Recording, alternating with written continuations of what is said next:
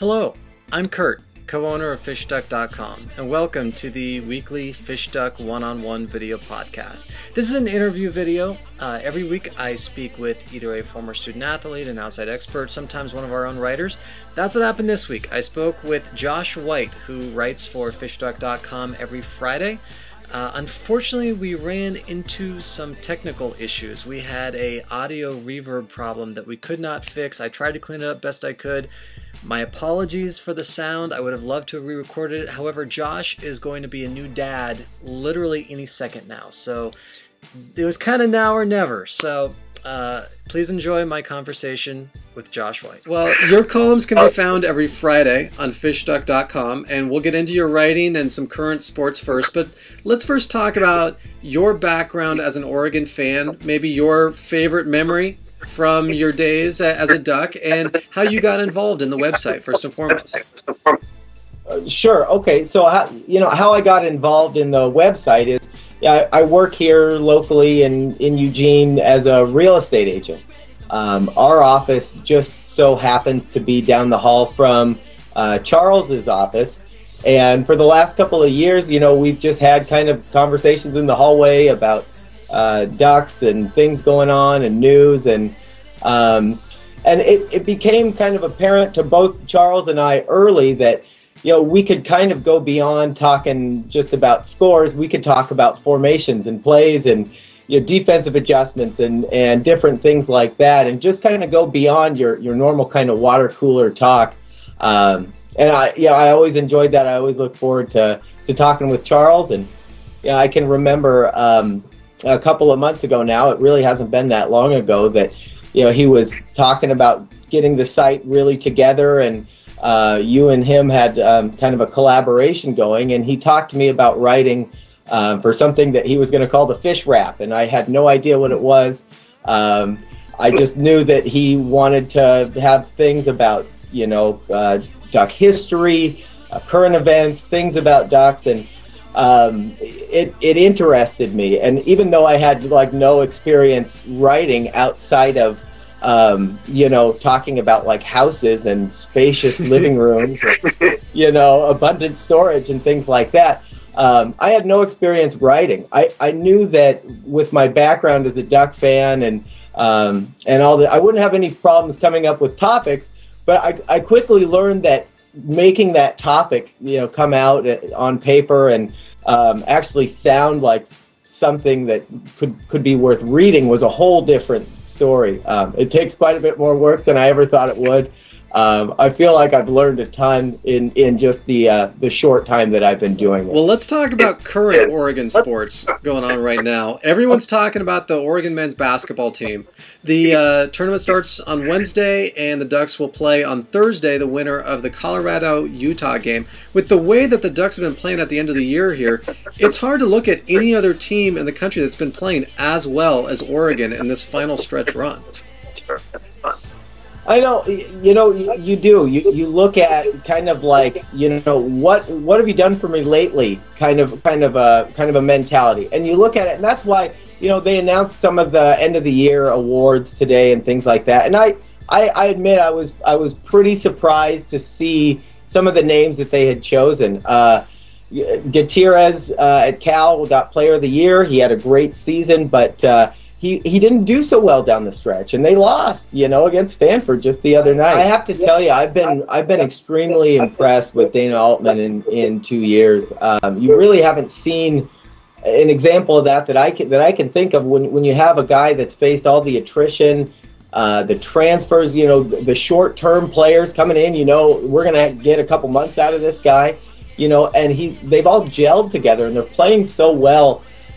Really gotten the Ducks back to playing fundamental basketball. You look at the job Dana Altman has done, it's almost like you didn't know that the Ducks were not playing very good fundamental basketball until now. You see the teams the last couple of years with Altman. Between those clutch three of Joseph, Singler, and Sim, it's like pick your poison, especially down the stretch in a tight game. And, it shows in the Ducks' road record, the Ducks' record in games decided by 10 points or less, that a lot of those games do come down to that foul, free throw, situation that you see so many games get into, where it's really important to hit your free throws. However, this team came together. They all kind of came from different roads and different experiences, but boy, they've come together and they've really made it look better than honestly I thought it was going to look this year. I really like what he's doing. I think he's onto something,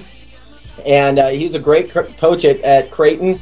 It was kind of neat to watch the Ducks be able to beat Creighton last year in that CBI game, and really sort of ironic that they basically won the game on a backcourt violation. After all season, people made such a big deal about the invisible midcourt stripe, and then we get a backcourt violation that literally sealed the CBI series for us.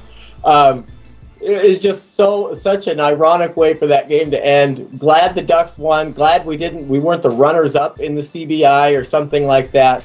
Well, there's another Oregon sports team that has also been a real pleasant surprise thus far.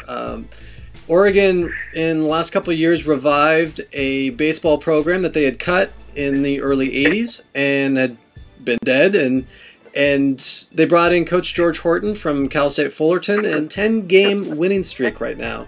Put him at 10-1. It's just been a remarkable run for Oregon baseball, and these Ducks look like they're definitely Omaha bound. Yeah, it's always tough to say this early in the season, and actually, as Duck fans, we haven't really been paying too much attention to baseball, collegiate baseball, and so you've got a lot of good teams in the Pac-12 this year. But I truly believe that Oregon hired really one of the best possible coaches that they could have hired in George Horton, and it's been interesting because he's had to just kind of make something out of nothing really kind of fast, and the baseball team 10 in a row is very impressive. When they lost the first game of the season, I was thinking, well, we'll just kind of see what they do. But 10 in a row, and the way they're winning them is pretty impressive. They won the last 3 games against the Dirtbags he was a walk-on long jumper for the track team last year, and now we've got him as a kind of a reserve outfielder, pinch runner player, and he scored the game-winning runs 3 games in a row, against Long Beach State. And, it's just when things like that happen and you're winning the close games and things are kind of coming together, to give you those tight W's, you have to think that there's bigger things at work that are going well here. And, I like their chances, but, it's still so early to be able to really, say, we swept Vanderbilt. Was Vanderbilt any good? We don't know yet. But it's going to be exciting. I definitely look forward to watching some games at PK Park this year. It's a really interesting time for Oregon sports. If you look at the big picture, everyone focuses on football first and foremost, and understandably so, with the remarkable run that Chip Kelly has had. But you look at what Dana Altman's doing with basketball. Right now, the women's track team is quite possibly about to be 3-peat national indoor champions. Baseball's off to a tremendous start. Tennis is off to a tremendous start. So across the board, all the spring sports, it's just a Oregon Ducks sports renaissance that's taking place right now. And people really need to enjoy it for the big picture, not just look how awesome football is, but all of the sports across the board are competing on a national level. It's really remarkable to see.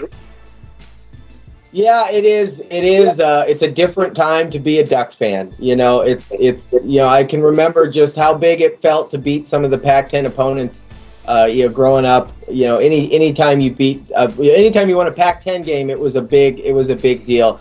And then it was almost like every once in a while we'd kind of catch lightning in a bottle with the basketball team, and whether it was Terrell Brandon and then maybe the Lukes, and you go through, it was just like, we were going to be competitive at basketball, but we weren't going to be a real consistent team ever. We never have really shown that. And, with both the teams kind of catching some traction here, especially the football team has taken it to another level.